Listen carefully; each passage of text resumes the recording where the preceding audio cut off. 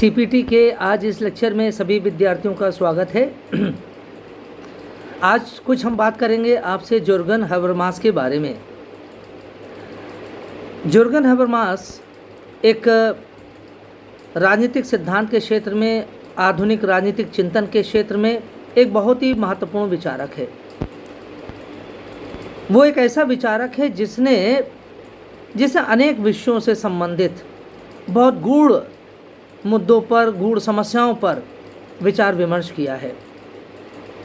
He is a philosopher of the 20th century. He was born in the year 1929. 20वीं शताब्दी का विचारक है। जन्म उसका 1929 में हुआ in Germany. So he is a German philosopher. वो थिंकर भी हम नहीं कहेंगे, he is a philosopher, he is a stalwart and he has reflected deeply on many issues across so many disciplines, and those are, for example, sociology, philosophy, on epistemology, on politics, and on several interrelated disciplines. So it will be very difficult for us to say that he exclusively belongs to the domain of political science or to the domain of sociology or philosophy as such. He is a scholar, he is a philosopher of so many disciplines at the same time. अनेक विषयों का वो विचारक है, प्रतिपादक है। बहुत सारे उसने विषयों पर उसने अध्ययन किया है और अपने बड़े डीप उसने ऑब्जर्वेशंस दिए हैं। There are many books to his credit. He has published massively and very widely. और उसकी जो कुछ पुस्तकें हैं, एक दो पुस्तक का नाम आपको जानना चाहिए जो हमारे विषय से संबंधित बहुत महत्वपूर्ण है। जैसे एक किताब का नाम है उसका the structural transformation of the public sphere. The structural transformation of public sphere, it was written in 1962। 1962 की ये पुस्तक है, the structural transformation of public sphere. अंग्रेजी में नाम जानिएगा, इसका हिंदी में अगर रूपांतरण करेंगे अर्थात the structural transformation of public sphere, अर्थात सार्वजनिक स्फीयर को हम क्या कहेंगे हिंदी में? स्फीयर को अगर समान रूप से कहेंगे दायरा, तो सार्वजनिक दायरों का संरचनात्मक बदलाव है ना, द ट्रांसफॉर्मेशन। अभी हम इसको और एक्सपेंड करेंगे तो आपको और क्लियर हो जाएगा।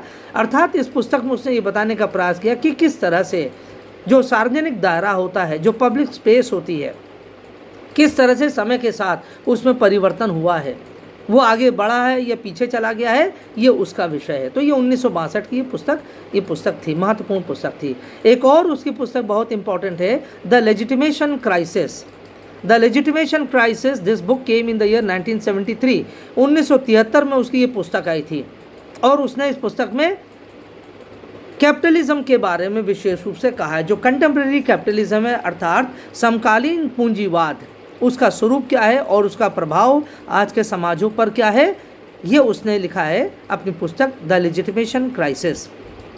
और तीसरी जो महत्वपूर्ण पुस्तक है, a theory of communicative action. A theory of communicative action 1981 की पुस्तक है। अ थ्योरी ऑफ कम्युनिकेशन से वर्ड बनता है कम्युनिकेटिव एक्शन, अर्थात जो संवाद, जिसे हम कम्युनिकेशन कहते हैं, संवाद कहते हैं, वार्ता कहते हैं, है ना। कम्युनिकेटिव एक्शन अर्थात वार्ता के द्वारा, संवाद के द्वारा आप कार्रवाई करिए, अर्थात इसका ये जिस्ट है। तो ये तीन उसकी बहुत महत्वपूर्ण पुस्तकें हैं, लेकिन हमारे विषय से संबंधित पहली जो दो पुस्तक हमने बताई, दैट इज़ वेरी इंपॉर्टेंट। और otherwise there is a long list of books that we can find to his credit. So it is advised to you that you must refer to at least to the names of the books that he has written. जो बहुत प्रकार की पुस्तकें लिखी हैं उसके बारे में उसको आप एक बार पढ़िएगा जरूर, देखिएगा तो जरूर। विद्वान कैसे होते हैं, दार्शनिक कैसे होते हैं, आधुनिक युग में कैसे कैसे दार्शनिक हैं, हमें इसकी जानकारी मिलती है उनके कार्यों के द्वारा, उनके द्वारा लिखी गए संपादित पुस्तकों के माध्यम से। So as I was telling you that he is a German philosopher, he is a German scholar, and he has worked extensively. His father, अगर थोड़ा सा इनका अगर बैकग्राउंड हम देखें, his father, he was a German. Since he was German, his father obviously he was a German, and he was a Nazi sympathizer as well. He was a Nazi sympathizer, और वो वो एक प्रकार से जो Germany का जो जो chamber of commerce and trade होता है हर देश में, आप जानते हैं chamber of commerce and trade होता है, अर्थात उद्योग की जो एक संगठन होता है हर देश में उद्योगों का कोई संगठन होता है, तो अलग अलग नाम से जाना जाता है। तो जो जर्मनी में जो chamber of trade and commerce था उसके वो एग्जीक्यूटिव डायरेक्टर थे। And he was a you can से he was a big businessman also, and he was close to the Nazi ideology, and therefore he is also considered as Nazi sympathizer। कुछ इसका प्रभाव Habermas पर भी पड़ा, but later Habermas came out of the influence of Nazism. और चूंकि एक बहुत बड़ा विद्वान था इसलिए he did not become a captive or a bondage or a hostage to the Nazi ideology। अब देखिए, हम ये जानते हैं कि या आपको अभी नहीं पता होगा, he was one of the front line philosophers और intellectuals of the Frankfurt school. वो फ्रैंकफर्ट संप्रदाय का एक बहुत महत्वपूर्ण विचारक था। और उसकी जो दूसरी पीढ़ी है, जो फर्स्ट पीढ़ी जो है, अर्थात उसके भी अलग अलग पीढ़ियाँ, अलग अलग स्टेजेस हैं, अलग अलग जनरेशन्स ऑफ स्कॉलर्स हैं फ्रैंकफर्ट स्कूल के। हम आपको विस्तार से बता भी चुके हैं what was Frankfurt school of thought, और उसी फ्रैंकफर्ट स्कूल ऑफ थॉट से क्रिटिकल थ्योरी भी संबंधित है। तो उसका जो आरंभ जो हुआ था फ्रैंकफर्ट स्कूल का, उसमें बड़े बड़े विद्वान उससे संबंधित हैं, जैसे मैक्स होरकाइमर का नाम आता है, मैक्स होरकाइमर, थियोडोर अडोर्नो, और भी कई सारे विचारक हैं जो इसके नाम से जुड़े हुए हैं फ्रैंकफर्ट स्कूल से। लेकिन दूसरी पीढ़ी का जो विचारक है, और बहुत सारे विचारक हैं दूसरी पीढ़ी के भी, लेकिन उसमें सबसे महत्वपूर्ण विचारक है जॉर्गन हेबरमास। तो इसलिए, और अगर ये संभवतः ये कहना अतिशयोक्ति नहीं होगी कि अगर हम पूरे फ्रैंकफर्ट समुदाय के सभी विचारकों का एक तुलनात्मक अध्ययन करें तो उसमें हेबरमास को निश्चित रूप से अग्रणी स्थान दिया जा सकता है। he should be granted the first and the foremost position among all the scholars or the philosophers of the Frankfurt school। इसलिए उसका जो काम जो बताता है, बहुत बड़ा उसका काम है, काफ़ी व्यापक उसका जो साहित्य जो सृजन किया है वो बहुत बहुत व्यापक है। तो 1929 में उसका जन्म हुआ और अभी भी वो उनका जीवन चल रहा है। He still hale and hearty by God's grace. तो इसलिए उनका अभी भी इस दार्शनिक क्षेत्र में बड़ा महत्वपूर्ण काम कर रहे हैं अभी भी। तो देखिए, जब हमने बताया कि ये उनका ये बैकग्राउंड है, अब यहाँ पर थोड़ा सा अब इनके विषय के ऊपर और आ जाएं धीरे धीरे। ये जो इनका कार्य है, इन्होंने जो लिखना शुरू किया विशेष रूप से, और ये जो फ्रैंकफर्ट स्कूल के समुदाय के संपर्क में आते हैं, वो 1956 में his academic or his philosophical journey begins from the year 1956 when he came into contact of Max Horkheimer। तो मैक्स हॉर्कीमर उस समय फ्रैंकफर्ट स्कूल में एक बहुत ही प्रभावशाली वो व्यक्तित्व थे, और उनके अधीन रहकर हेबरमास ने काफ़ी अध्ययन किया, उनके स्टूडेंट भी रहे, उनके डिसाइपल भी रहे। 1956 से पहले ही उनसे पहले ही उनका संपर्क में आ गए थे। लेकिन 1956 में का नाम का ये वर्ष महत्वपूर्ण इसलिए है क्योंकि 1956 में ही वो सबमिटिंग हिज थीसिस, वो अपनी थीसिस सबमिट कर रहे थे अपना। उन्होंने कोई एक महत्वपूर्ण प्रोजेक्ट अपना किया था, और उस प्रोजेक्ट से संबंधित वो थीसिस हॉर्काइमर के अंतर्गत वो काम कर रहे थे, इसलिए उनको जब समर्पित किया, अर्थात उनको सबमिट किया, then हॉर्काइमर expressed serious reservations over his work. Horkheimer, in fact, he was not pleased to see his work। तो हेबरमास के ऊपर बहुत बड़ा उसने प्रश्न चिन्ह लगा दिया, उसका जो टीचर था हॉर्कीमर, कि मैं आपके कार्य से प्रसन्न नहीं हूँ। और इसलिए उसने कहा, हॉर्कीमर ने कहा कि हेबरमास महोदय, आप अपने काम को, अपने इस थीसिस को पुनर्संशोधन करिए, संशोधन कीजिए, इसको पुनः इसका संशोधन करिए, क्योंकि उस फॉर्म में वो उसको सबमिट करने के लिए वो स्वीकृति नहीं दिया। So obviously Habermas was not happy with the reaction of his teacher। और ऐसे भी दोनों के मध्य थोड़ा सा रिफ्ट चल रहा था, थोड़ा सा मनमुटाव भी चल रहा था। भाई हॉर्कीमर तो उस समय बहुत बड़े अग्रणी दार्शनिकों में से आते थे, गिने जाते थे, और हेबरमास उस समय राइजिंग वो स्कॉलर था। and he was influenced by Habermas was influenced by Karl Marx. लेकिन साथ साथ जब कार्ल मार्क्स से इन्फ्लुएंस हो रहे थे हैबरमास, जैसे हमने बताया उनमें थोड़ा सा उस समय जर्मनी में नाजी फिलॉसफी का बड़ा आपके लिए प्रभाव भी था। उन्होंने पर्सनल उनकी जो फैमिली थी, बैकग्राउंड था, उसका भी प्रभाव हैबरमास के ऊपर पड़ा। इसलिए हैबरमास ने देखा कि हॉर्खीमर ये एक ऐसे, हॉर्खीमर भी वो मार्क्सवादी विचारक था, हैबरमास ही मार्क्सवादी विचारक थे, लेकिन दोनों में थोड़ा सा इस बात को लेकर मनमुटाव हो गया था कि हैबरमास ये समझ रहे थे कि हॉर्खीमर बहुत कट्टर मार्क्सवादी विचारक हैं। He was a very rigid Marxian scholar according to Habermas. So a popular perception was there with Habermas that his teacher was an unrelenting Marxian teacher. जबकि हैबरमास चूँकि उस समय एक युवा व्यक्ति थे, he was quite young at that time, और उनका ये मानना था, उनको ऐसा लगा कि इतनी कट्टरवादिता जो मैक्स हॉर्खीमर में देखा उन्होंने, उससे उनको ये आइडिया लगा, उनको ये विचार आया, अनुभूति हुई कि संभवतः Horkheimer he was oppose to modernity, he was oppose to so many things, to science and technology also, और साथ साथ आधुनिकता को लेकर भी हॉर्खीमर थोड़ा सा उग्रवाद, उनका एक उग्रवादी विचार थे, बहुत लिबरल उनके आइडियाज़ नहीं थे, ऐसा हैबरमास को प्रतीत हुआ। क्योंकि हैबरमास ने अपनी पुस्तक में इन्हीं सब बातों को उसने उजागर करने का प्रयास किया था कि मॉडर्निज़म क्या है, साइंटिफिसिज्म क्या है, और टेक्नोलॉजिकल डेवलपमेंट क्या है। तो ऐसा भी यहाँ नहीं कहा मतलब हैबरमास ने ऐसा कोई इंडिकेशन नहीं दिया कि he was very much in tune with all these things, he was very comfortable और conversant with the issues of modernism और साइंटिफिसिज्म और टेक्नोलॉजिकल डेवलपमेंट।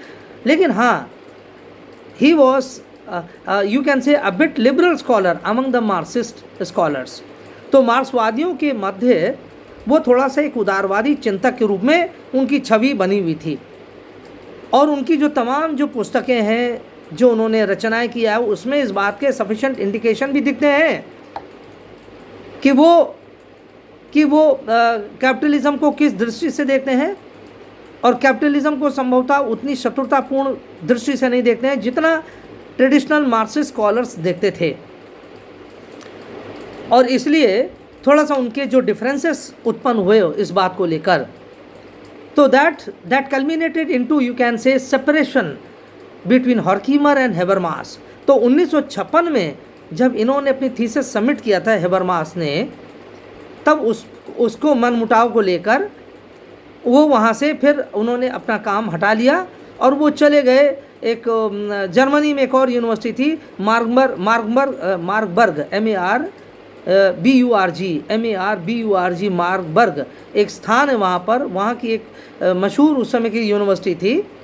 वहाँ पर वो चले गए अपने काम को लेकर, और उन्होंने वहाँ पर एक नए अपना एक आप कह लीजिए गुरु के अंतर्गत अपने टीचर के एक उन्होंने अपना नया टीचर उन्होंने चुना अपने विचार के अनुसार, अपनी टेस्ट के अनुसार, अपनी धारणा के अनुसार, और उनका नाम था वुल्फगैंग।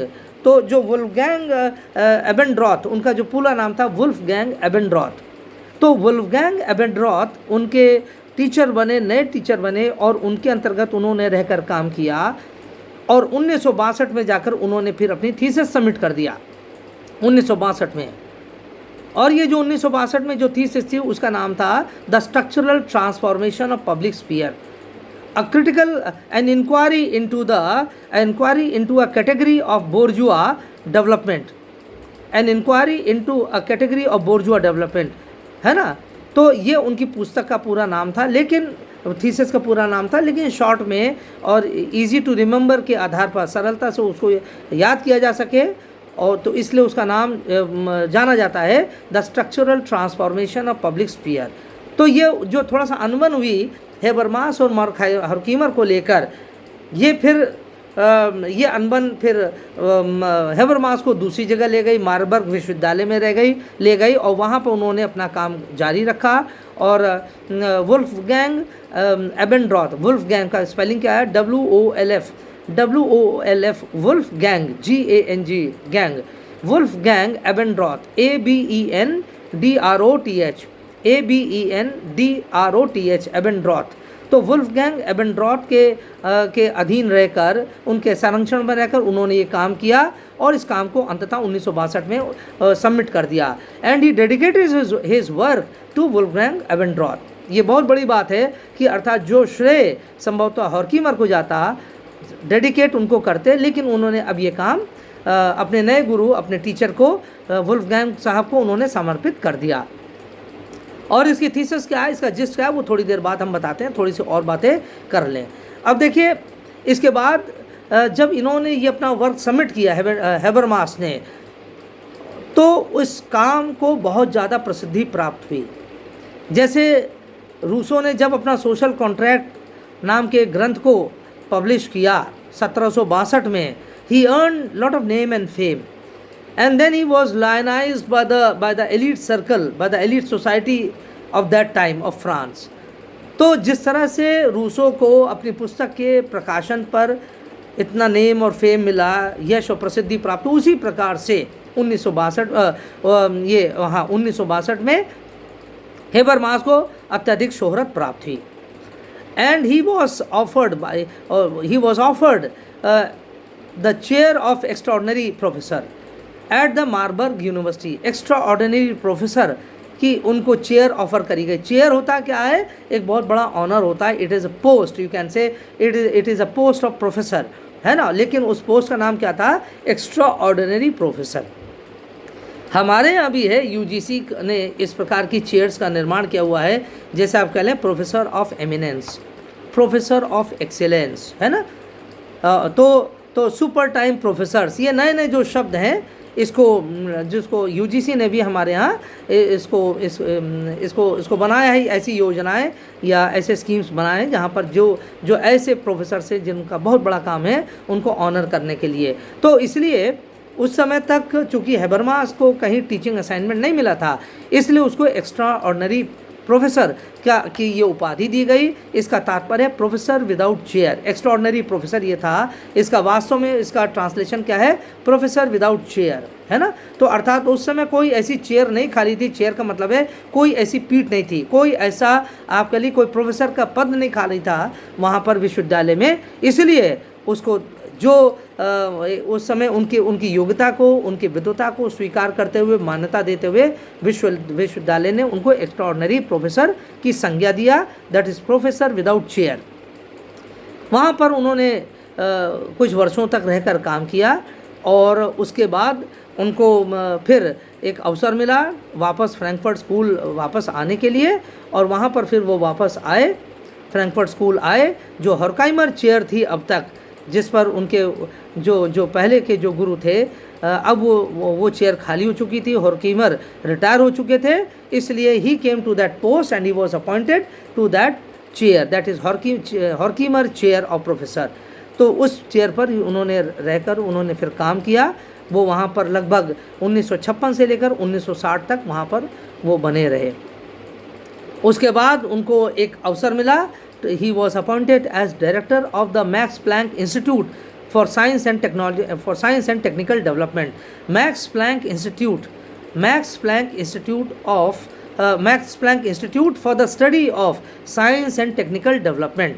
ये वहाँ पर उस समय चेयर थी जो मैक्स प्लैंक इंस्टीट्यूट है, जर्मनी का एक इंस्टीट्यूट है, वहाँ पर इनको बुलाया गया और डायरेक्टरशिप वहाँ की उनको प्रदान करी गई। तो वहाँ पर ये कई वर्षों तक वहाँ के उसके इंस्टीट्यूट के डायरेक्टर रहे, और उसके बाद वहाँ से जब उनका कार्य समाप्त हो गया, तब 1990 में he came back and he again joined at the Frankfurt school.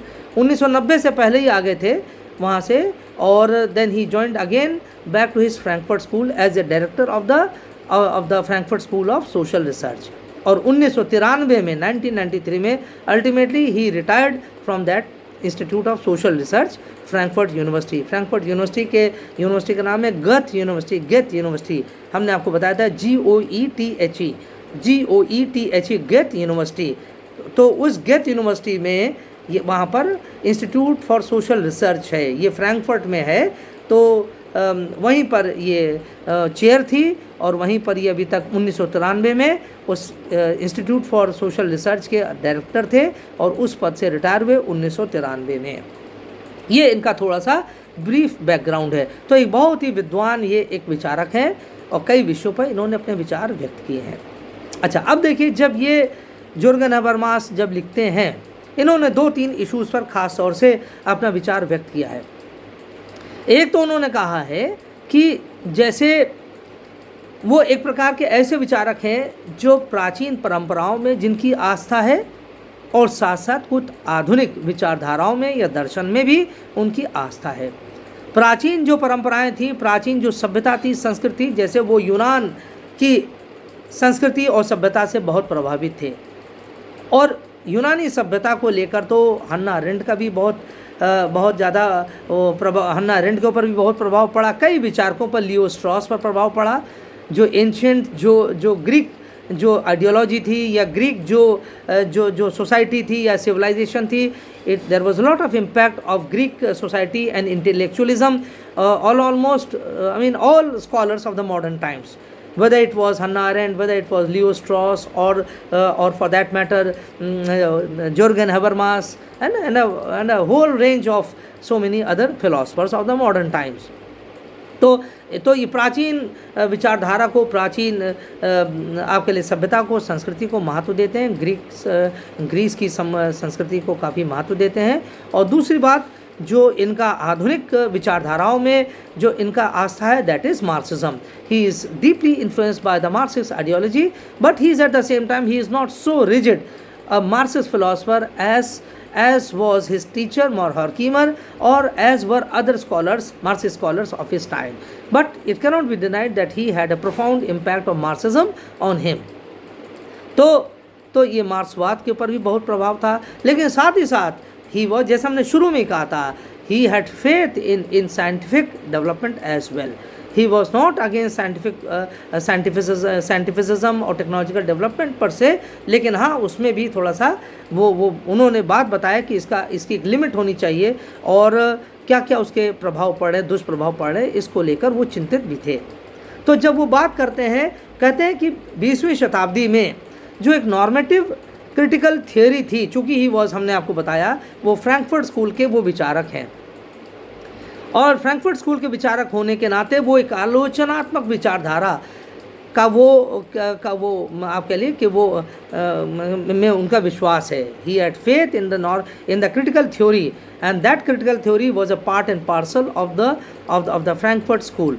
तो जो क्रिटिकल थ्योरी थी, हमने आपको बताया था, क्रिटिकल आलोचनात्मक सिद्धांत वो सिद्धांत था जो समाज में व्याप्त जो कुरीतियाँ हो गई थी, बहुत सारे समाज की उस समय की जो ऐसी प्रचलन हो गए थे 20वीं शताब्दी में, चाहे वो विज्ञानवाद का हो, चाहे प्रत्यक्षवाद का हो, चाहे वो उपभोक्तावाद का हो, है ना, चाहे वो आधुनिक सभ्यता का हो, बहुत सारे इस प्रकार की जो समस्याएं 20वीं शताब्दी से आ रही थी, उनका आलोचनात्मक परीक्षण करना, समाज पर उसका क्या दुष्प्रभाव पड़ रहा है उसकी जानकारी करना, this was the prime objective of the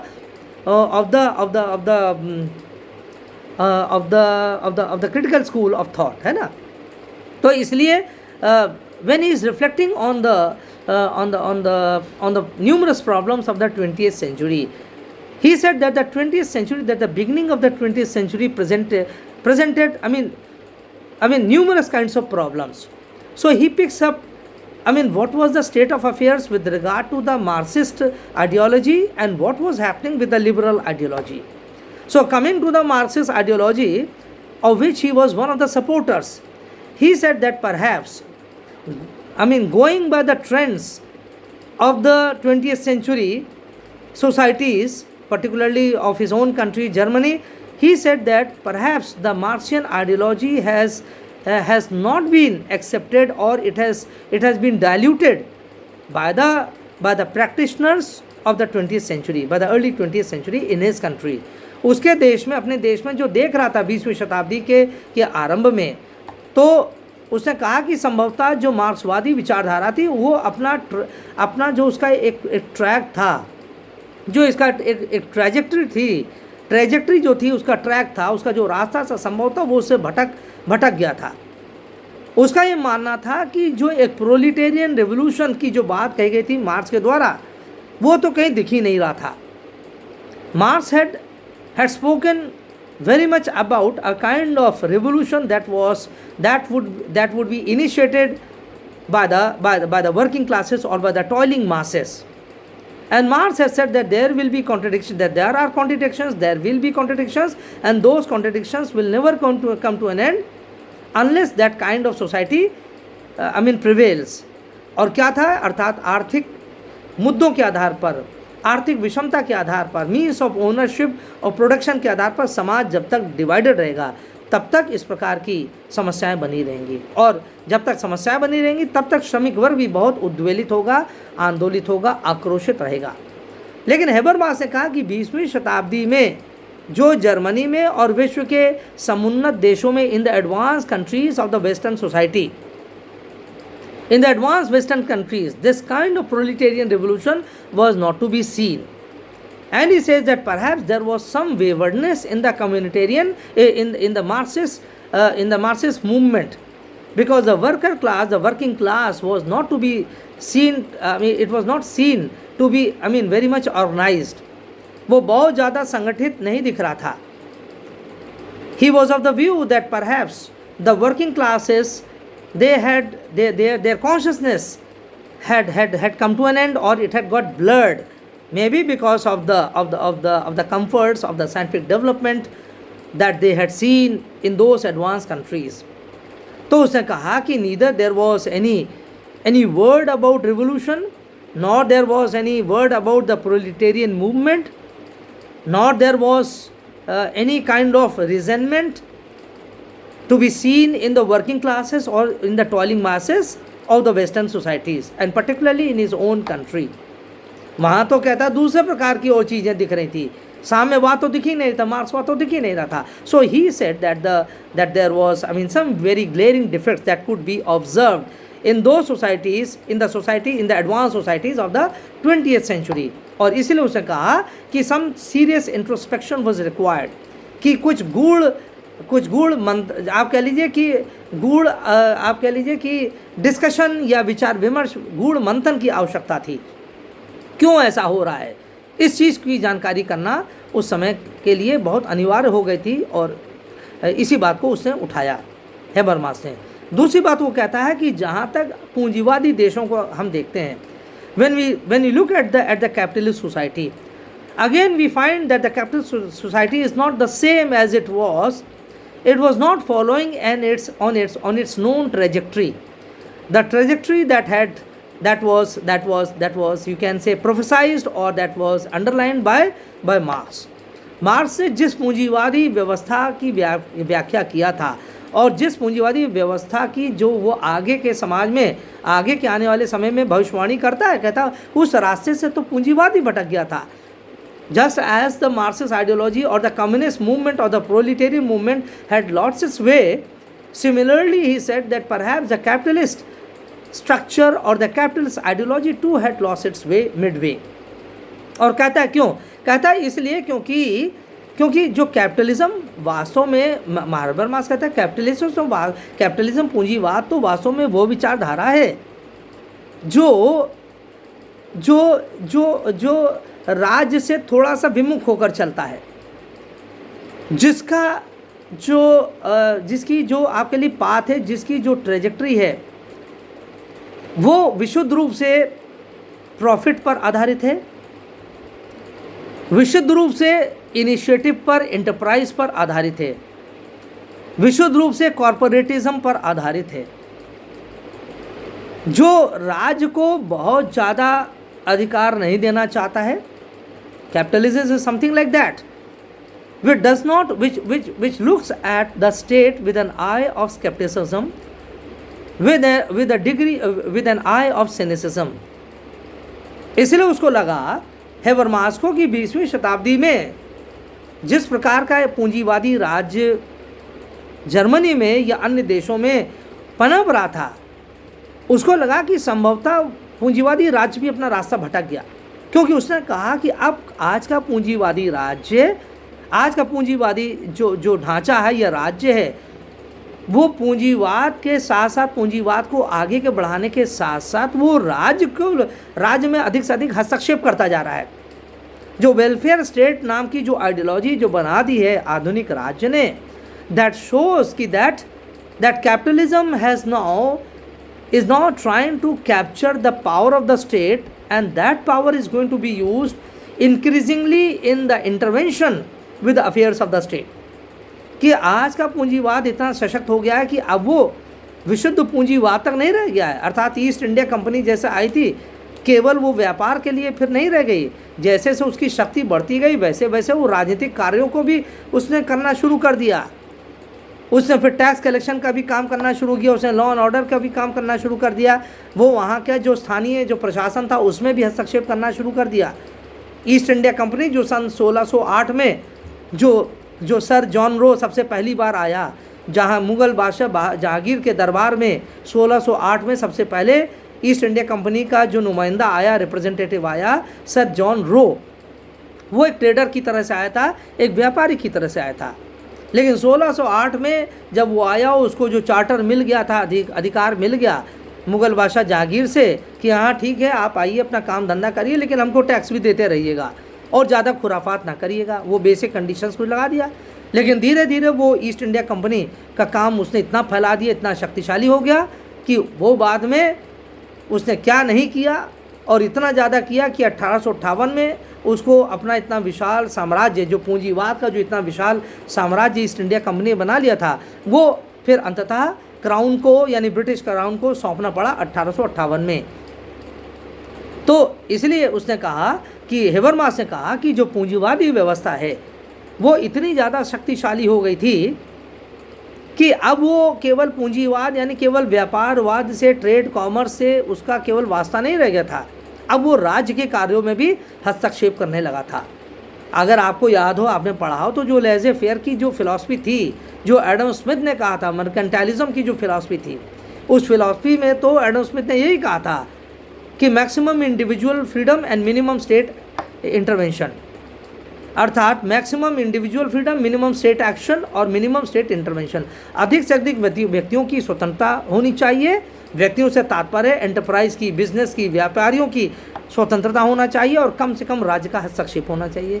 लेकिन हेबरमास ने कहा कि 20वीं शताब्दी में आकर तो ये व्यवस्था ही बदलने लगी, और व्यवस्था ऐसे बदलने लगी कि पूंजीवाद आज वो अधिक से अधिक अपनी कार्रवाई तो मांग कर रहा है, मैक्सिमम फ्रीडम तो अपने लिए तो उपभोग कर रहा है, लेकिन साथ साथ अब वो इंटरवेंशन करने लगा है राज्य के कार्यों में। जो कार्य राज्य को करना चाहिए था, लॉ एंड ऑर्डर का काम करना है ना, कुछ उसको बीमारों की, घायलों की, ऐसे लोगों की सेवा करना है राज्य को, लेकिन अब वो काम धीरे धीरे अब पूंजीपति भी करता जा रहा है, पूंजीवादी व्यवस्था भी करता जा रहा है, और वो किस नाम में? वेलफेयर स्टेट के नाम में, लोक कल्याणकारी राज्य के नाम पर। इसलिए उसने कहा कि अब तो गिरावट दिख रही है, चाहे पूंजीवादी व्यवस्था में देखें, चाहे मार्क्सवादी व्यवस्था में देखें, चाहे पूंजीवादी विचारधारा में देखें, चाहे मार्क्सवादी विचारधारा में देखें। इसलिए कहता है कि 20वीं शताब्दी में जो आलोचनात्मक सिद्धांत है, अब इस आलोचनात्मक सिद्धांत को, इस क्रिटिकल थ्योरी को रिफ्लेक्ट करना होगा, फ्रैंकफर्ट स्कूल को रिफ्लेक्ट करना होगा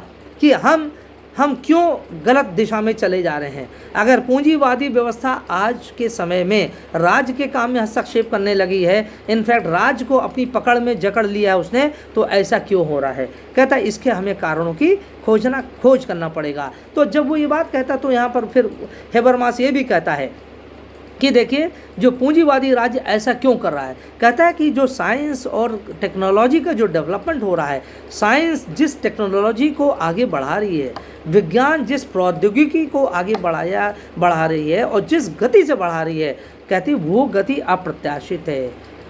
science is driving the technological development at a very rapid pace, और इतना ज़्यादा इसकी गति हो गई है आज की टेक्नोलॉजिकल डेवलपमेंट की कि सब कुछ अब एक प्रकार से टेक्नोलॉजी से पूरा समाज को कंट्रोल किया जाने लगा है।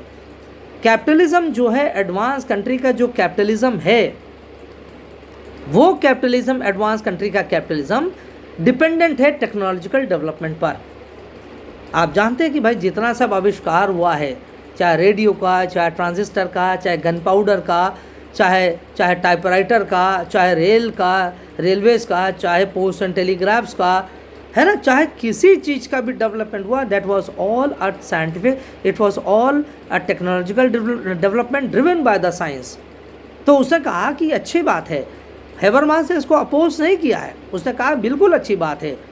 लेकिन इसका परिणाम क्या हुआ? इसका परिणाम ये हुआ है कि आज विज्ञान आधारित प्रौद्योगिकी या विज्ञान आधारित टेक्नोलॉजिकल डेवलपमेंट इतना तेज़ी से भाग रहा है कि वही इसका लाभ या इसका दुरुपयोग पूंजीवादी व्यवस्था ने अब राज्य के कार्यों में हस्तक्षेप करना शुरू कर दिया है, और राज्य को वो अब अपने चुंगल में उसने रख लिया है। वेलफेयर स्टेट के नाम पर उसने वो काम करने शुरू कर दिए जो ट्रेडिशनली एक पूंजीवादी राज्य को नहीं दिए जा सकते थे। और मार्क्स ने भी उसने कहा कि मार्क्स ने भी जो सुपरस्ट्रक्चर और सबस्ट्रक्चर और सुपरस्ट्रक्चर में जो भेद किया था, अर्थात जो आधार और अधिरचना में जो मार्क्स ने भेद किया था, अंतर किया था, कि पूंजीवादी समाज तो पूरी व्यवस्था, आर्थिक व्यवस्था अपने हिसाब से चलाता है, लेकिन राजनीतिक कार्य को छोड़ देता है। वो समाज अपना काम करता रहे, राज्य अपना काम करता रहे, लेकिन पूंजीवाद अपने कार्यों को लेकर कोई उसमें ढिलाई नहीं करता है। अर्थात जो एंटरप्रेन्योरियलशिप है, अर्थात उद्यमशीलता का जो कार्य है, व्यापार का काम है, बिजनेस का काम है, अर्थात वो पूंजीवादी हाथ में अपने जकड़ के रखता है और उस तरह से वो अपना काम चलाता है, राज्य को फिर उसी तरह से मैन्यूवर करता है। लेकिन और इसलिए वो आधार और अधिरचना, उसने दो अलग अलग उसने धारणाएं बताई मार्क्स ने। हेबरमास ने कहा कि नहीं, आज का जो समय आ गया है वो आधार और अधिरचना, इन दोनों में अब कोई अंतर नहीं रह गया है। अधिक से अधिक दूरियां जो थी पहले की, जो ज़्यादा दूरियां थी, बिल्कुल मिट चुकी हैं। और अब अधिरचना क्या है? जो ग्रामसी कहता है, जो थ्योरी ऑफ हेजेमनी में कहता है कि जो राज्य का जो लीगल पॉलिटिकल जो सिविल स्ट्रक्चर है, एडमिनिस्ट्रेटिव स्ट्रक्चर है, वो एडमिनिस्ट्रेटिव स्ट्रक्चर अब इकोनॉमिक स्ट्रक्चर को, अर्थात बेस को कंट्रोल करता है। मार्क्स ने कहा था जो बेस है, अर्थात जो इकोनॉमिक जो व्यवस्था है, आर्थिक व्यवस्था है, वो सुपर स्ट्रक्चर को कंट्रोल करेगी। सुपर स्ट्रक्चर क्या? प्रशासनिक, नागरिक और विधिक, कानूनी, ये सब क्या? वो सुपर स्ट्रक्चर है। तो मार्क्स ने कहा था जैसी आर्थिक व्यवस्था होगी वैसे ही ऊपर का मकान होगा, सुपर स्ट्रक्चर होगा। ग्रामसी ने कहा कि नहीं, हेजीमनी का जो सिद्धांत है वो ये कहता है कि अब क्रांति करने की, खून खराबा करने की आवश्यकता नहीं होगी। पाश्चात्य जगत ने बहुत कुछ इसमें बदलाव कर दिया है। अब क्या होगा? जो बदलाव आएगा पहले ऊपर के समाज में आएगा, पहले प्रशासकीय, नागरिक और जितने भी अन्य जो चीज़ें हैं, शैक्षिक हैं, धार्मिक है, पहले बदलाव वहाँ से आएगा, उनमें लोगों में, वहाँ के लोगों में बदलाव किया जाएगा जो लोग ऊपर बैठे हैं, और उसी अनुरूप फिर नीचे की व्यवस्था में परिवर्तन आएगा, अर्थात इकोनॉमिक सिस्टम में वो परिवर्तन आएगा।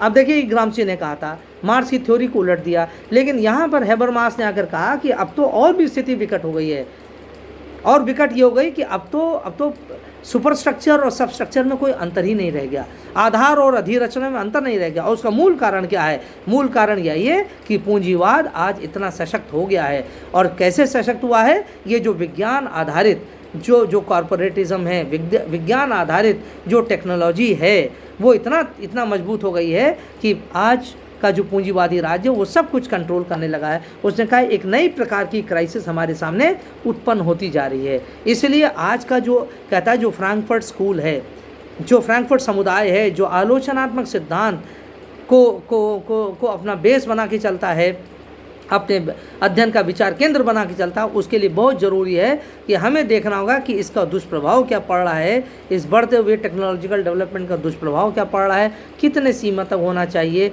इसका अन्वेषण करना होगा। और साथ साथ मार्क्सवादी जो सिद्धांत है उसको उसकी व्यवहारिकता बनाए रखने के लिए, उसका रेलिवेंस बनाए रखने के लिए उसको किस दिशा में मोड़ना होगा, किस प्रकार से लोगों में थोड़ा सा संवेदना जागृत करना होगा। उसने कहा ये 20वीं शताब्दी के फ्रैंकफर्ट स्कूल का ये दायित्व होना चाहिए।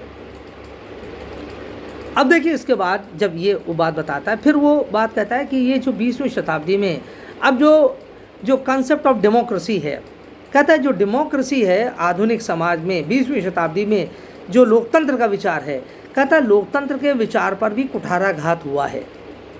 कहता जो लोकतंत्र है, कहता सामान्य रूप से लोकतंत्र तो वो होता है कि जहाँ पर पब्लिक पार्टिसिपेशन होता है, जहाँ पर जनता अपनी बात कहती है, जहाँ पर पॉलिटिकल डिस्कशन होता है, पॉलिटिकल पार्टिसिपेशन होता है।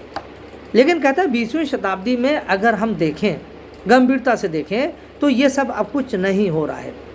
कहता 20वीं शताब्दी में अब जो राज्य है, वो जो राज्य का एक नया स्वरूप सामने हमारे आ रहा है, वो एक ऐसा स्वरूप है जिसमें एक कॉरपोरेट स्टेट की बात करता है। कॉरपोरेट स्टेट अर्थात एक राज्य ऐसा है जिसमें कॉरपोरेट भी है, अर्थात जिसमें पूंजीवाद भी है और पुराना राज्य भी है। अर्थात ये स्टेट जो है वो क्लाइंट और मैनेजर के रिलेशनशिप पर आधारित है। आज का जो राज्य है, कहता है, अर्थात आज का राज्य तो अपने फ़ायदे की बात करता है। पूंजीवाद जो होगा, पूंजीवादी जो व्यवस्था है, वो अपने फ़ायदे के लिए बात करेगी, अर्थात उसका जिस चीज़ में फ़ायदा होगा उसी प्रकार से वो आज का राज्य चलाएगी और उसी तरह से वो लोकतंत्र को डिफाइन करेगी। कहता है कि जो फिर वही टेक्नोलॉजी की बात करता है। जो आज का टेक्नोलॉजी बन रही है, जो टेक्नोलॉजिकल डेवलपमेंट हो रहा है, उसका एक बहुत बड़ा प्रभाव क्या हुआ है, ये जो मीडिया ऑफ मास कम्युनिकेशन है, मीडिया ऑफ मास कम्युनिकेशन, अर्थात जो आप कह लीजिए कि मास कम्युनिकेशन, ये यानी जो मास कम्युनिकेशन, अर्थात जो जन प्रचार या जन संवाद के जो माध्यम है, जन संचार के जो माध्यम है, इसको आज के भाषा में हम क्या कहते हैं कि information and communication technology, ICT नाम दिया गया आधुनिक समय में, इंफॉर्मेशन एंड कम्युनिकेशन टेक्नोलॉजी, जिसमें सोशल मीडिया आ जाता है, प्रिंट मीडिया आता है, इलेक्ट्रॉनिक मीडिया आता है, बहुत सारी चीज़ें आ रही हैं और बराबर ये ICT और डेवलप कर रहा है, इसलिए आधुनिक नाम इसका ICT है। लेकिन ये हैबरमास इसको मास कम्युनिकेशन का नाम देता है, अर्थात जन संचार के साधन। तो कहता है जो जन संचार के साधन हैं लोकतंत्र में बहुत महत्व रखते हैं। और कहता है 20वीं शताब्दी में भी आरंभिक वर्षों में, यानी जब से उसने ये देखा, होश संभालना शुरू किया, तब से उसने कहा कि जो जन संपर्क के जो साधन है, जो मीन्स ऑफ कम्युनिकेशन और टेक्नोलॉजी है, कहता है वो भी इस प्रकार से चलाए जा रहे हैं कि जिससे अब जो डेमोक्रेसी का जो स्वरूप होना चाहिए वो वास्तव में वो स्वरूप नहीं दिख रहा है। जो पॉलिटिकल डिस्कशंस होने चाहिए, अर्थात जो मास मीडिया के आने से, जो जनसंचार के माध्यमों के आने से, यानी उस समय टेलीफोन आ गया था, उस समय वायरलेस था, लेकिन वायरलेस का हर कौन यूज़ करता था, उस समय टेलीफोन था, उस समय रेडियो था, उस समय अखबार तो थे ही, प्रिंट मीडिया था, भले इलेक्ट्रॉनिक मीडिया ना हो, कम से कम इतने तो माध्यम थे जनसंचार के जिससे लोग अपनी बातचीत करते थे। लेकिन कहता है कि ये जनसंचार के माध्यम वास्तव में ये भूमिका नहीं निभा रहे थे। इन जनसंचार के माध्यमों से अब नफ़ा नुकसान के आप कह लीजिए कि संदर्भ बनने लगे, संबंध बनने लगे। That is the relations of profit and loss became prime issues that dominated the language or the tone and tenor of mass communication। अर्थात जो जनसंचार के जो माध्यम थे उनकी जो भाषा होती थी, अर्थात लोकतंत्र को मजबूत करने के लिए और विचार विमर्श करिए, लोगों अपनी अपनी राय दे। भाई अखबार पब्लिश हो रहा है तो उसमें जनता के विचारों को स्थान दिया जाना चाहिए। अगर उस समय का जो मास मीडिया था, रेडियो था, एक बहुत बड़ा पावरफुल था, उसमें जनता के विचारों को अर्थात समाज क्या सोचता है महत्वपूर्ण मुद्दों पर, वो स्थान दिया जाना चाहिए था। लेकिन हैबरमास ने कहा ऐसा नहीं हो रहा है, बल्कि अब उसके इन चीज़ों के स्थान पर the entertainment industry had started gaining an upper hand. अर्थात जो मनोरंजन जो व्यवसाय था, जो एंटरटेनमेंट जो स्फीयर था, एंटरटेनमेंट जो स्पेस था, एंटरटेनमेंट जो लैंग्वेज थी, मनोरंजन की जो भाषा थी, मनोरंजन जो उद्योग था, व्यापार था, व्यवसाय था, all this started gaining upper hand. अर्थात और ये क्यों हो रहा था, कहते जो टेक्नोलॉजी जो डेवलप हो रही थी धीरे धीरे, जब तक टेक्नोलॉजी बहुत ज़्यादा डेवलप नहीं हुई थी, रिस्ट्रेंट थी, तब तक तो जनता अपनी बात कहती थी, अखबारों के माध्यम से विचार विमर्श होते थे, लोग आपस में मिलते थे। लेकिन अब जैसे जैसे टेक्नोलॉजी डेवलप होने लगी, लोगों के संज्ञान में आने लगा। और देखिए हेबरमास तो ऐसा व्यक्ति है कि जो आज तक अभी भी जीवित है, ईश्वर की कृपा से अभी भी जीवित है वो। इसलिए उसे देखा कि जो जिस तरह से टेक्नोलॉजी ने टेक्नोलॉजी आज एंटरटेनमेंट इंडस्ट्री में कन्वर्ट हो गई है, उस कन्वर्जन के कारण कहता है बहुत ज़्यादा गिरावट आ गई है। लोकतंत्र हमारा पूरा गिर चुका है, लोगों का अस्तित्व गिर चुका है। और कहता है कि जो एक रेशनल फैकल्टी जो होनी चाहिए, जो डेमोक्रेसी के लिए जो एक हमारा एक परिपक्व मस्तिष्क होना चाहिए, आज वो रेशनैलिटी का स्थान टेक्नोलॉजिकल डोमिनेशन ने स्थान ले लिया है। हमारे मस्तिष्क पर आज प्रौद्योगिकी का वर्चस्व स्थापित हो गया है। आज हम अपने दिमाग से कुछ नहीं सोचना चाहते हैं, ये हेबरमास कहता है कि बस हमारे सामने टेक्नोलॉजी आ जाए, हम उसको अपने हिसाब से उसका इस्तेमाल करने लगे। टेक्नोलॉजी अगर मोबाइल आया, अगर टेलीफोन आया, तो उसका मूल उद्देश्य है कि आप अपना संचार, अपना संवाद बनाए रखें दूसरे व्यक्ति से। लेकिन हो क्या रहा है, हेबरमास कहता है हो तो बिल्कुल विपरीत रहा है। उसका प्रॉपर यूटिलाइजेशन तो नहीं हो रहा है, but all destructive and unwanted things are taking place through this electronic gadgets. तो इसलिए कहता है कि जो हमारी जो एक नेचुरल फैकल्टी थी, जो हमारी एक नेचुरल रैशनैलिटी थी, हमारी जो एक प्राकृतिक बौद्धिक क्षमता थी, हमारे में जो एक विवेकशीलता थी, आज वो विवेकशीलता के स्थान पर विवेक शून्यता आ गई है। आज का जो लोकतंत्र है, इसीलिए वो प्रहार कर रहा है, ही इज़ वेरी क्रिटिकल। कहता है कि ये जो साइंस डेवलप हुई अच्छी बात है, लेकिन साइंस अब हम देखते हैं वो रिवर्स डायरेक्शन में ले जा रही है हमको। तो जो एक क्लासिकल जो मॉडर्निटी थी, जो एज ऑफ एनलाइटनमेंट था, जो कहता है जो बुद्धि, जो विवेक, जो आप कहता है जो विवेक काल जो आरंभ हुआ, एज ऑफ एनलाइटनमेंट जो आरंभ हुआ 15वीं शताब्दी के बाद से, वो स्वागत योग्य था। जब साइंस और literature, arts, culture, music, architecture सब कुछ डेवलप होना शुरू किया, तब धीरे धीरे व्यक्ति का जीवन और सभ्यता की ओर बढ़ता चला गया। लेकिन आज के समय में कहता विशेष रूप से 20वीं शताब्दी में तो आकर, और इससे 20वीं शताब्दी से जो इस समय चल रहा है, कहता है बहुत ये बहुत दुर्दशा का समय है। इसलिए कहता है ऐसे समय में लोकतंत्र बहुत ज़्यादा प्रभावित हो चुका है, क्योंकि अब इसमें कोई गुंजाइश नहीं रह गई इस लोकतंत्र में कि व्यक्ति अपनी बुद्धि का इस्तेमाल करे, व्यक्ति अपनी कल्पना का प्रयोग करे, व्यक्ति कुछ सुविचार अर्पण कर सके। सब कुछ आज का जो है, इसलिए कहता है कॉरपोरेट कैपिटलिज्म, अर्थात आज का जो पूंजीवाद है वो कॉरपोरेट के माध्यम से, अर्थात जो व्यापार जगत के माध्यम से वो चला रहा है। और इस पूरा एक गठजोड़ हो गया है जिसमें टेक्नोलॉजी साथ में आ गई है, कैपिटलिज्म साथ में आ गया है। कहता है यही तो एडवांस कैपिटलिज्म है।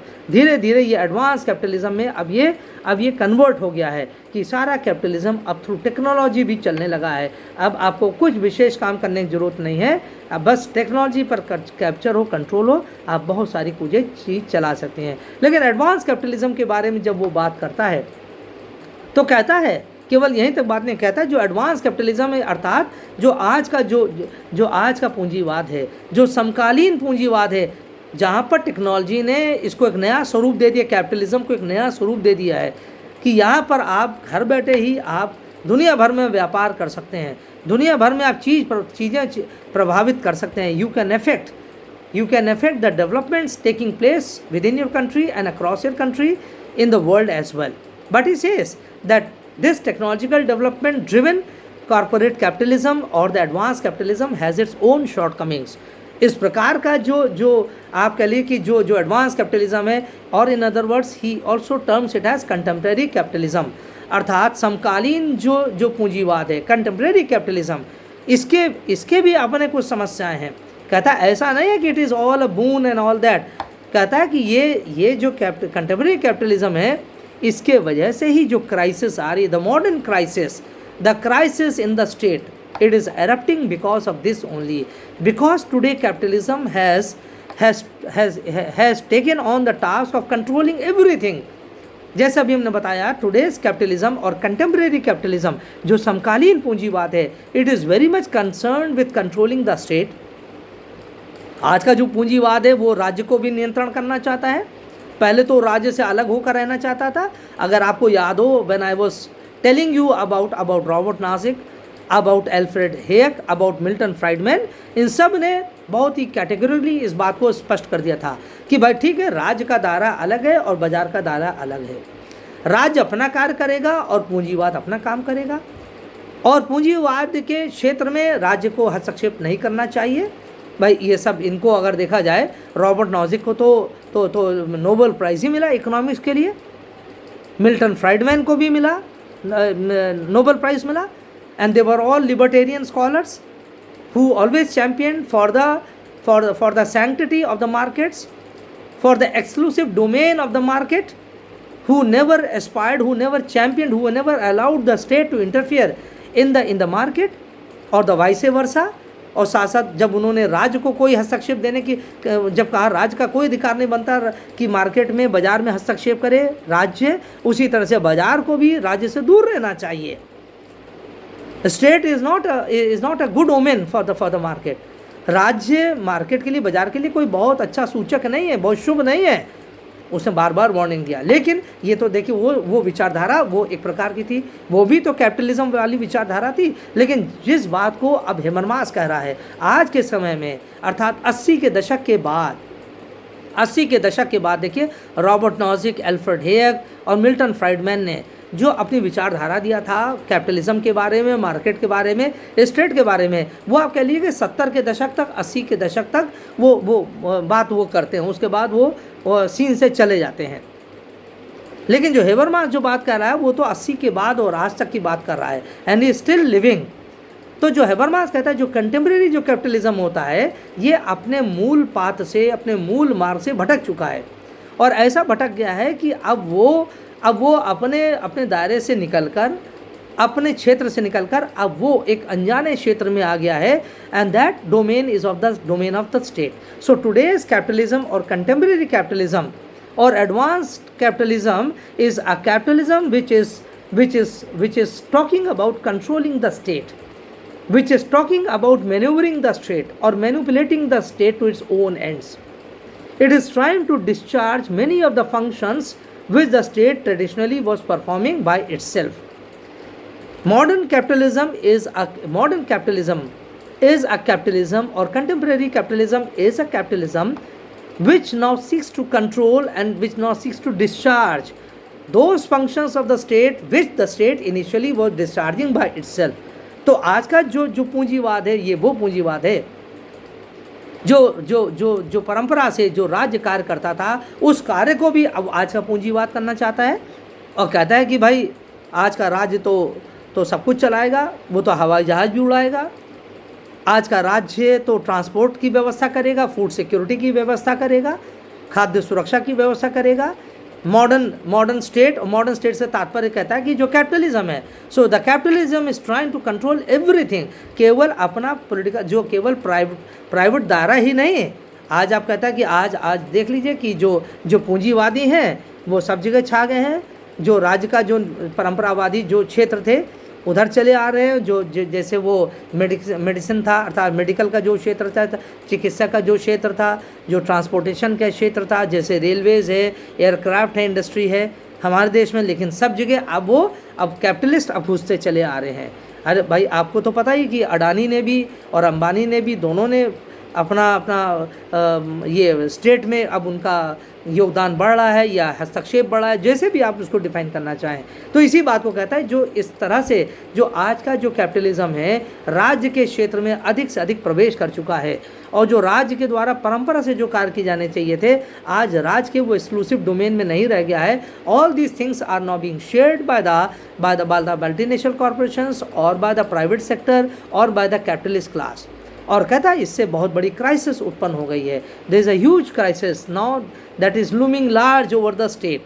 और कहता है ये जो बार बार महामंदी आती है, जो क्राइसिस आती है राज्यों में, जो बार बार फ्लक्चुएशंस हो रहे हैं, जो इकोनॉमी में फ्लक्चुएशंस हो रहे हैं, जो आम जनता को सहना जो पड़ रहा है, क्योंकि अब जनता को जो एक सोशल सिक्योरिटी थी, जो एक राज्य से जो उसको एक प्रोटेक्शन मिला था, एक प्रोटेक्टिव आर्मर जो था, राज्य जो एक सुरक्षा कवच की तरह से जनता के लिए काम करता था, आज वो सुरक्षा कवच धीरे धीरे ख़त्म हो रहा है। आपने सुना होगा एक नई डिबेट शुरू हो गई है, the withdrawal of the state is the modern state withdrawing. क्या आज का जो राज्य है क्या वो पीछे हट रहा है? Is the state rolling back? क्या राज्य पीछे की ओर लौट रहा है? Is the state retreating? इस तरह की ये आप डिबेट चल रही हैं। अगर आप देखिए, कहते हैं कि द जुगरनॉट ऑफ ग्लोबलाइजेशन, अर्थात जो भूमंडलीकरण का जो जुगरनॉट है, अर्थात जो बहुत बड़ी मशीन है, वो धीरे धीरे सब तरफ वो चलता चला जा रहा है और राज्य में भी वो पहुंच गया है। तो राज्य के जो परंपरागत कार्य थे, आज वो ग्लोबल कैपिटलिज्म कर रहा है या ग्लोबलाइजेशन के माध्यम से किया जा रहा है। जो स्टेट पॉलिसी थी अब उसको प्राइवेटाइज करी जा रही है। तो हेबरमास इसी को लेकर बहुत ज़्यादा चिंतित है। उससे कहा कि नहीं, कुछ तो क्षेत्र राज्य का अपना रिजर्व रहना चाहिए, सब कुछ पब्लिक सब कुछ प्राइवेट स्पीयर में नहीं छोड़ देना चाहिए, सब कुछ पूंजीवादियों के हाथ में नहीं छोड़ देना चाहिए, कहीं डूज एंड डोंट्स अवश्य रहना चाहिए। कहता है कि जो प्राइवेट और पब्लिक में जो डिफरेंस था पहले, कहता है ये जो ग्रीक समाज में पब्लिक और प्राइवेट में डिफरेंस था, अर्थात सार्वजनिक तथा व्यक्तिगत में जो डिफरेंस था, आज वो डिफरेंस समाप्त होता जा रहा है। इस बात को हन्ना अरेंट ने भी उठाया है, इस बात को हर्बर्ट मार्क्यूस ने भी उठाया और इसी बात को हेबरमास भी उठा रहा है कि जो सार्वजनिक और व्यक्तिगत क्षेत्रों के मध्य जो पहले अंतर था, अब वो अंतर बिल्कुल ब्लर हो गया है। अब जल को थल और थल को जल हो गया है। अब किसको कहता है हेबरमास, किसको हम सार्वजनिक कहेंगे, किसको हम व्यक्तिगत कहेंगे, अब वो सीमा रेखा या विभाजन रेखा नहीं रह गई है। So he says that the boundaries are now blurring between the public and the private, the boundaries are blurring between the theory and practice. कहता है कि जो सिद्धांत और जो कार्य था उसमें भी बहुत अंतर होता जा रहा है। तो इसलिए he is of the opinion that gradually the capitalism is assuming a new shape. It is taking on a new complexion, and this new shape or new complexion is quite different from the previous shape of capitalism. And he says therefore the modern capitalism is quite, you can say, is quite risky, it is quite unpredictable, it is not going to allow the state to rest in peace. ये जो आधुनिक जो पूंजीवाद है, ये बड़ा संकटों से घिरा हुआ है, ये राज्य को अस्थिर रखेगा, ये राज्य को शांति से बैठने नहीं देगा। और इस प्रकार की जब महामंदी आएगी, कभी भी कोई डिप्रेशन आएगा, whenever there is global fluctuation in the economy, it is not going to affect only the economic domain of the state or the economic domain of the society, rather it is going to have severe consequences for the government and for the state and for the individual's life. So this is about the contemporary capitalism.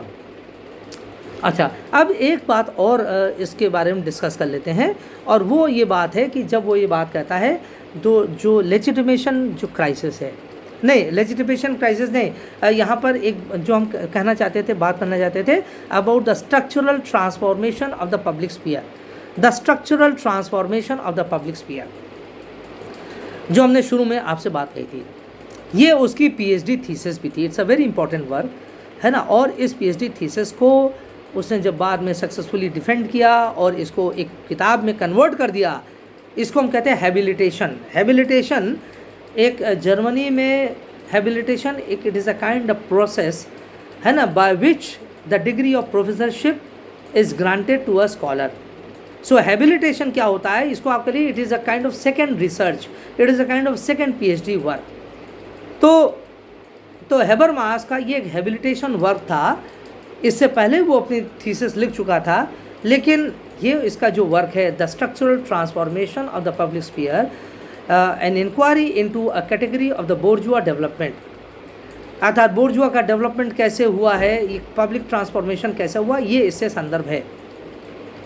तो जो habilitation था ये वो प्रक्रिया होती है जिसके द्वारा कोई विद्वान, कोई विचारक अपनी कोई महत्वपूर्ण अपना प्रोजेक्ट करता है, रिसर्च करता है, और उस रिसर्च को फिर वो एक पुस्तक में कन्वर्ट करता है, उसके ऊपर पुस्तक लिखता है, और वो पुस्तक इतनी महत्वपूर्ण होती है, जब वो इतनी महत्वपूर्ण बन जाती, इस योग्य हो जाती है कि उस पुस्तक के आधार पर उसको प्रोफेसर की डिग्री मिल जाती है, प्रोफेसर का पद उसको मिल जाता है। इसको हम कहते हैं habilitation. Habilitation HABILITATION, HABILITISATION, habilitation है ना। जैसे हैबिलिटेट कहते हैं उसी तरह से हैबिलिटेशन अर्थात उसको स्थिर कर देती है। इसीलिए हमने बताया था जब 1962 में उसकी किताब ये पब्लिश हो गई थी, उसने सक्सेसफुली अपना हैबिलिटेशन को डिफेंड कर लिया था, तब उसको एक्स्ट्राऑर्डिनरी प्रोफेसर बनाया गया था। इसका मतलब है उस समय मार्बर्ग यूनिवर्सिटी में कोई प्रोफेसर का पद तो नहीं खाली था, लेकिन फिर भी उसकी विद्वता को देखते हुए, उसको मान्यता देते हुए उसको एक्स्ट्राऑर्डिनरी प्रोफेसर की संज्ञा दी गई, उपाधि दी गई।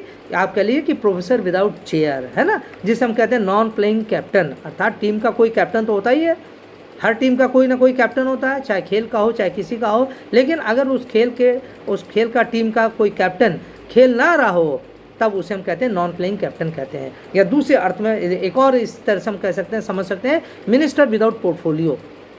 ये हम लोग पार्लियामेंट्री सिस्टम में कई बार पढ़ते हैं, मिनिस्टर विदाउट पोर्टफोलियो, अर्थात बिना विभाग का मंत्री। तो जो मिनिस्टर विदाउट पोर्टफोलियो होता है, कभी कभी उसके रिकग्निशन को ध्यान में रखकर कोई व्यक्ति इतना महत्वपूर्ण हो जाता है जिसने पब्लिक लाइफ में इतना बड़ा काम किया है, या कोई बहुत बड़ा विद्वान है और उसकी विद्वता को या सार्वजनिक उसके सेवा को मान्यता देने के लिए जब कोई सरकार उसको मंत्री बना देती है लेकिन कोई दायित्व नहीं सौंपती, then he is called as a minister without portfolio. This is done simply in recognition to his services to the state, to the society, or to any particular organization, to any particular class of society, or to any particular class, or to any particular community, है ना, or intellectual. So these on this basis, these are the titles that are awarded to certain outstanding or extraordinary people. तो इसलिए इसको ये काम, अपने इस महत्वपूर्ण काम के लिए the structural transformation of the public sphere. अब इस पुस्तक का जिस्ट क्या है, बस संक्षेप में मैं बताना चाहूँगा। इसका जिस्ट ये है, द स्ट्रक्चरल ट्रांसफॉर्मेशन, कि हैबरमास ने ये बताने का प्रयास किया है कि 18वीं शताब्दी से पहले, बिफोर द 18th सेंचुरी, और he says before in fact the 17th century, 17वीं शताब्दी से पहले जिस प्रकार का कल्चर था समाजों में या विभिन्न देशों में, वो एक प्रकार का था, लेकिन 17वीं शताब्दी के बाद जो समय आया वो दूसरे प्रकार का समाज आने लगा, दूसरे प्रकार की व्यवस्था दिखने लगी। अब कहता है किस प्रकार का, कहता है 17वीं शताब्दी से पहले, कहता है 17वीं शताब्दी से पहले विभिन्न देशों में एक कल्चर स्थापित हो गया था, जिसे कहता है, उसका नाम देता है रिप्रेजेंटेशनल कल्चर। रिप्रेजेंटेशनल कल्चर, अब देखिए इसको ध्यान में रखिएगा, हम क्या डिस्कस कर रहे हैं। We are discussing about the structural transformation of public sphere. पहले इस टाइटल को समझ लें, फिर आप समझने में आसानी हो जाएगी। द स्ट्रक्चरल ट्रांसफॉर्मेशन, स्ट्रक्चर का मतलब है जो ढांचागत परिवर्तन, the structural transformation of the public sphere. Public sphere का तात्पर्य है जो सार्वजनिक आयामों में, सार्वजनिक स्थलों पर, स्थल तो नहीं कहना चाहिए, सार्वजनिक दायरे में रहकर हम जो अपनी बात कहते हैं, वो जो सार्वजनिक दायरा है, पब्लिक स्फीयर जो है, उसका किस प्रकार से संरचना के आधार पर परिवर्तन होता गया है, समय के आधार पर, समय के प्रवाह के साथ, किस प्रकार से एक आम व्यक्ति जो अपनी बात कहता था समाज में, किस प्रकार से उसका स्वरूप बदलता चला गया। इसीलिए कहते हैं the structural transformation of public sphere. Public sphere का मतलब है हमारा आपका जो एक स्पेस होती है, कहते हैं ना, हमें बोलने की आज़ादी मिलना चाहिए, पब्लिक स्पेस होती है, पब्लिक स्फीयर होता है। वो पब्लिक स्फीयर, वो इंडिविजुअल जो स्पेस होती है, उसकी दशा क्या रही, वो किस प्रकार से परिवर्तित होती गई। तो कहता है 17वीं शताब्दी से पहले जो पब्लिक स्फीयर था वो भिन्न प्रकार का था, और 17वीं शताब्दी के बाद का भिन्न वो स्फीयर है। कहता है 17वीं शताब्दी से पहले जो पब्लिक स्फीयर था, कहता है उसको हम नाम दे सकते हैं, it was a representational culture. Representational culture, इसका तात्पर्य है रिप्रेजेंटेशनल कल्चर का अर्थात प्रतिनिध्यात्मक संस्कृति। हैबरमास क्या कहता है इस पुस्तक में और इस विचार के अंतर्गत, कहता है कि इसको हम समझ सकते हैं जो 15वीं-16वीं शताब्दी में या उसके बाद जो फ्रांस में जो बादशाही थी, अर्थात जो राजशाही थी, और विशेष रूप से वो राजशाही किंग लुई द 14 के द्वारा जो प्रदर्शित होती थी, जो वर्साय पैलेस है, फ्रांस का जो वर्साय पैलेस है, it is a reflection, it is a symbol of the French royalty और द फ्रेंच मोनार्की। कहता है हेबरमास कि जो रॉयल पैलेस था, वर्साई पैलेस था, और विशेष रूप से किंग लुई 14 के युग में, उसके समय में कहा था इतना भव्य था, इतना शाही था, इतना आपके लिए इतना ज़्यादा ओवरवेलमिंग उसका स्वरूप था कि जब कोई व्यक्ति उस रॉयल्टी को देखता था, ट्रीटी जब वो वर्साई पैलेस में जाता था, कोई व्यक्ति देखकर उसकी आंखें चकाचौंध हो जाती थी। एक व्यक्ति जब वहाँ जाता था तो उसको पता चलता था राजशाही क्या, मोनार्की क्या है, और फ्रेंच रॉयल्टी क्या है, फ्रेंच मोनार्की क्या है, इसका तो और भी ज़्यादा उसको आभास हो जाता था। अपनी प्रत्यक्ष आंखों से देखता है, प्रत्यक्षम किम प्रमाणम, जैसे हम कहते हैं, जब आपने प्रत्यक्ष ही देख लिया तब उसका प्रमाण क्या दे, उसकी हम कैसे व्याख्या करें। इसलिए कहता है कि वो रिप्रेजेंटेशनल कल्चर था। इसका तात्पर्य है कि उस समय फ्रांस की राजशाही ने एक ऐसी संस्कृति का निर्माण कर दिया था कि जो इस प्रकार की संस्कृति को दिखाना चाहता था कि जब कोई व्यक्ति उसके सम्मुख आता था, फ्रांस की राजशाही के सम्राटशाही के सम्मुख जो व्यक्ति आता था वो चकाचौंध हो जाता था। उसको ये नहीं लगता था हम किसी सामान्य एक व्यक्ति मानव के सामने खड़े हैं, सामान्य सम्राट के सामने खड़े हैं, कि ईश्वर तुल्य भगवान के सामने खड़े हैं।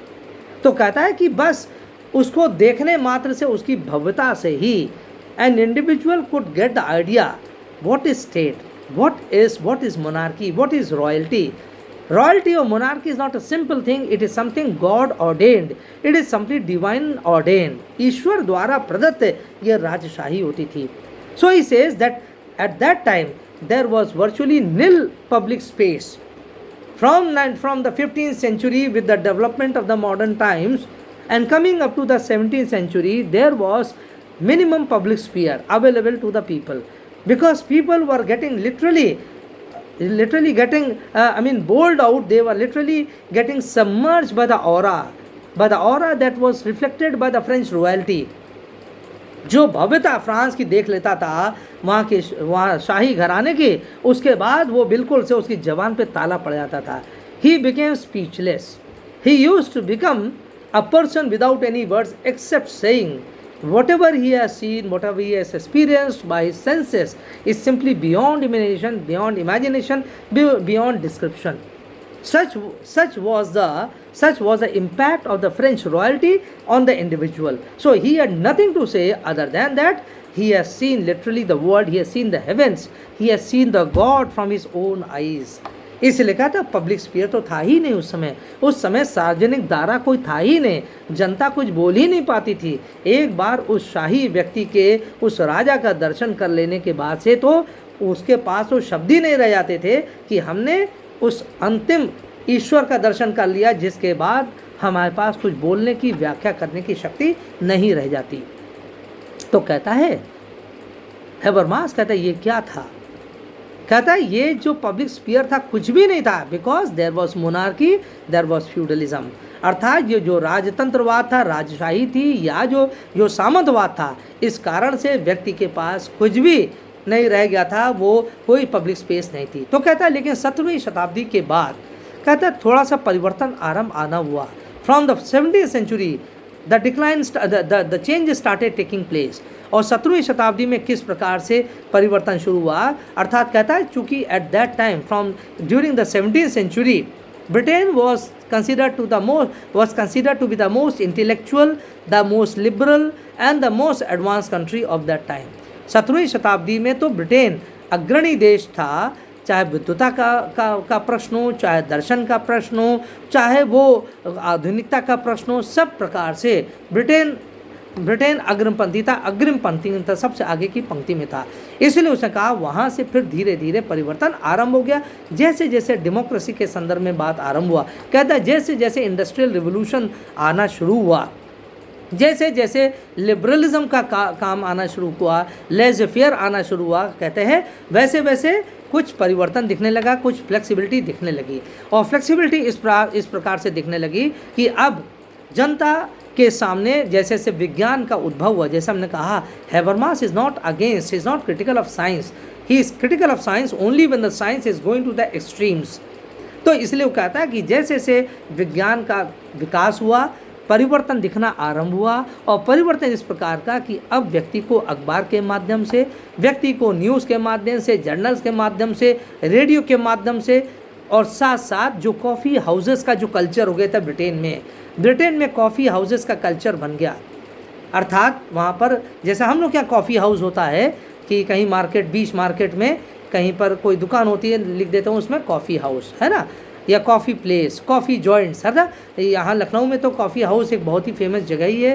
तो इसलिए ब्रिटेन में तो ये बहुत बड़ा कल्चर था। और कहा है कॉफ़ी हाउस ने इस तरह के बहुत सारे स्थल थे जहाँ पर, जिसे कहते हैं पब्लिक स्क्वायर, जैसे ट्रैफलगर स्क्वायर है ब्रिटेन के लंदन में तो ट्रैफलगर स्क्वायर है। और वो बहुत ही महत्वपूर्ण, वो एक ऐसा स्थान है, पब्लिक प्लेस है कि जहाँ पर उसका बहुत ही रिच हिस्ट्री है, जहाँ पर बड़ी बड़ी आपके लिए कि लेक्चर्स दिए गए, बड़े बड़े व्याख्यान दिए गए हैं बड़े टावरिंग लीडर्स के द्वारा समय समय पर। तो कहता है कि इस तरह की जो स्क्वायर्स होते हैं, और यूरोप के देशों में तो स्क्वायर्स तो बहुत ही पॉपुलर जगह होती है। स्क्वायर्स यानी चौराहा, हमारे चौराहा बोलते हैं, है ना, हमारे यहाँ, और वहाँ पर स्क्वायर्स कहते हैं। तो स्क्वायर्स में आकर, अर्थात पब्लिक प्लेस पर आकर, चौराहों पर आकर व्यक्ति वहाँ मिलते जुलते थे, अपनी बात कहते थे, पर्सन टू पर्सन इंटरेक्शन होता था, 1-to-1 इंटरेक्शन होता था। लोग दुख दर्द अपना कहते थे, वो पब्लिश भी होती थी, उसकी न्यूज़पेपर में आती थी, वो खबरों में उसको स्थान दिया जाता था, जनता अपनी बात कहती थी। तो कहता था वो एक समय ऐसा आया 17वीं शताब्दी के बाद से, कहता है ब्रिटेन में तो 17वीं शताब्दी से आना शुरू हो गया था, लेकिन जर्मनी में और अन्य देशों में तो ये 18वीं शताब्दी से आना शुरू हुआ। तो कहता है इसलिए अगर हम ट्रेस करें ये जो ट्रांसफॉर्मेशन हुआ पब्लिक स्फीयर का, अर्थात 17वीं शताब्दी से पहले तो वस्तुतः कोई पब्लिक स्फीयर ही नहीं था, लेकिन पब्लिक स्फीयर का निर्माण होना शुरू हुआ 17वीं शताब्दी के बाद से। ब्रिटेन में जैसे जैसे इंडस्ट्रियल रिवोल्यूशन आया, जैसे जैसे लेज़े फेयर की पॉलिसी बनती गई कि सभी बहुत लोगों ने, विद्वानों ने, विचारकों ने, दार्शनिकों ने कहा कि that we want a space for ourself, we want to say something, we want to write something, we should be given liberty, we should be given the right to express ourselves, और इसलिए the state should have minimal control over us, राज्य का न्यूनतम प्रभाव, न्यूनतम नियंत्रण पर होना चाहिए था। तो अर्थात they were trying to move out of the medieval era philosophy, the medieval era ideology, अर्थात जो मध्यकाल में जो विचारधारा थी, अर्थात मोनार्की पैपिज्म और एक चीज़ और थी, मोनार्की पैपिज्म और फ्यूडलिज्म, यस, तीन जो थी, अर्थात जो राजशाही, सामंतशाही और सामंतशाही और पोपशाही, इन तीनों से निकलना चाहता था व्यक्ति। ये मध्यकाल के तीन बड़े डोमिनेंट कैरेक्टरिस्टिक थे।